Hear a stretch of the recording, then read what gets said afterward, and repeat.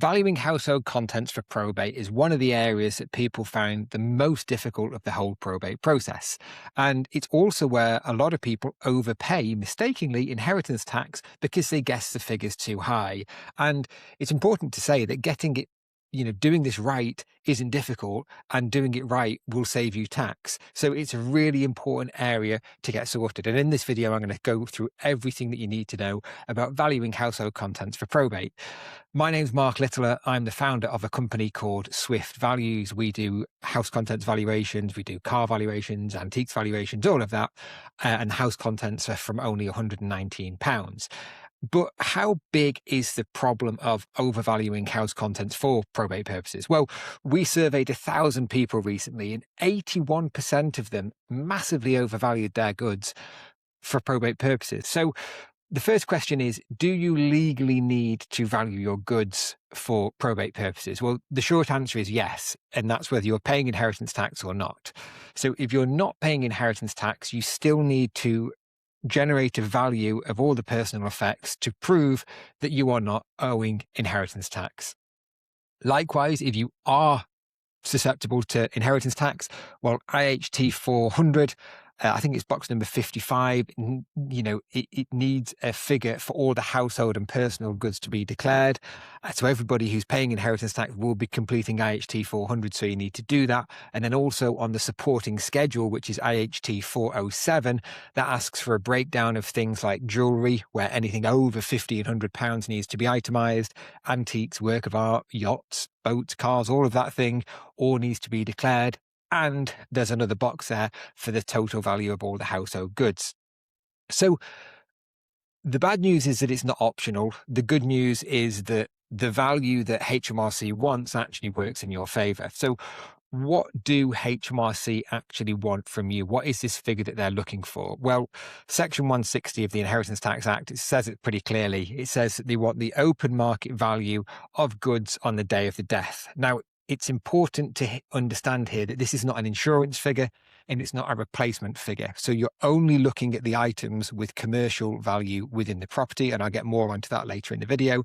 But essentially, you're not looking at replacing everything in the property. You're just looking at what the value of the goods would make on the day of the death on the open market. Now, the day of the death thing is quite important because for most household goods, like your sofas, your washing machines, your antiques, for argument's sake, they don't vary too much depending on the day of the death. Depending on the day of the year doesn't make too much a difference of the value of the goods. However, certain things like jewelry can have a significant impact depending on the exact day of the death, because the value of gold and silver changes daily, and with the prices being so high at the moment, if you had a death in early January or mid-January, the prices were sky high.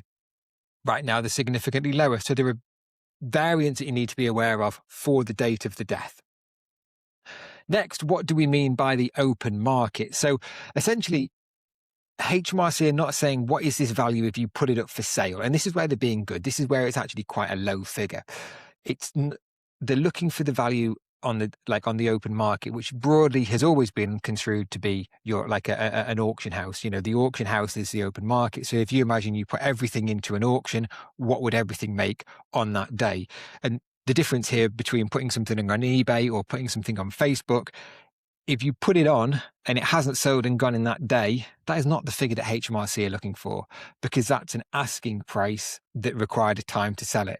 An auction is all the goods in one place at one time and sold on that one day. And then importantly, there's three things here that you're not being asked to do. And I think this is quite useful to understand as well. First of all, you're not being asked to make a full inventory of everything that's in the house. That's one of the biggest mistakes that we see, people making a full inventory on Excel. It's just not needed. You're not being asked to value anything that doesn't have a commercial value. So there's no commercial value, you don't need to value it. But ironically, that's where most people come unstuck, because they don't understand what doesn't have a commercial value. And then finally, and this is a very difficult one, you're not asked to bring in any sentiment or any emotional attachment to these items. It's just a cold, hard tax calculation. And when you combine or muddy all of those three elements together, that is where you end up with people massively overvaluing their items because of sentimental reasons, not understanding what's commercial. And I'll give you an example of that next. And then just sort of going over the top and value everything. So Here's a very good working example of what is commercial and what isn't commercial on the open market. So look at this on the screen now. We've got a John Lewis Camber sofa. It's still available new at retail for £1,299. I'll give you 3 seconds to decide what you think you would declare that sofa for probate purposes. You made your guesses? So, right, I'm going to give you the answer to this now. And I've got 2 examples here. One's in good condition that I'll put on screen now. That sold for £100 at auction. £100, down from £1,299. And it's worth noting that that was in very good condition. Now look at this one. £20. £20 for a sofa that cost £1,299. Now, if you imagine that you're paying 40% tax, if you're paying inheritance tax on all of the mistakes you make, this is where these small mistakes can compound and create a huge problem over an entire estate. And that's why we offer this online service for £119 to make sure that you don't overpay your inheritance tax. So if you want to do it yourself, though, you absolutely can. You can use things such as like eBay sold listings, which are useful. But again, remember, how long was it on sale for? Because if it's been on sale for a while, you need to factor in that you probably need to discount the eBay price to get you down to sort of like an open market price. Likewise, the example of that John Lewis sofa that I just showed you came from a website called thesaleroom.com, of which you can subscribe to that and search their databases. They're absolutely massive and fantastic. Another one is called Art Price, which is fantastic for valuing works of art, and invaluable as well. So all of those places gives you real searchable data that you can evidence for your report, and that's essentially what all of our valuers do. Or you can let us do it, like I say, for £119 for a full house contents. You just simply upload pictures, and in 1, 2, 3 days later, you'll get a fully compliant HMRC valuation right back to your email address. So there you go. Valuing your items for probate is not necessarily difficult. It just needs to be done right so that you don't pay too much inheritance tax. If you've got any questions, just get in the comments below and I'll be more than happy to help.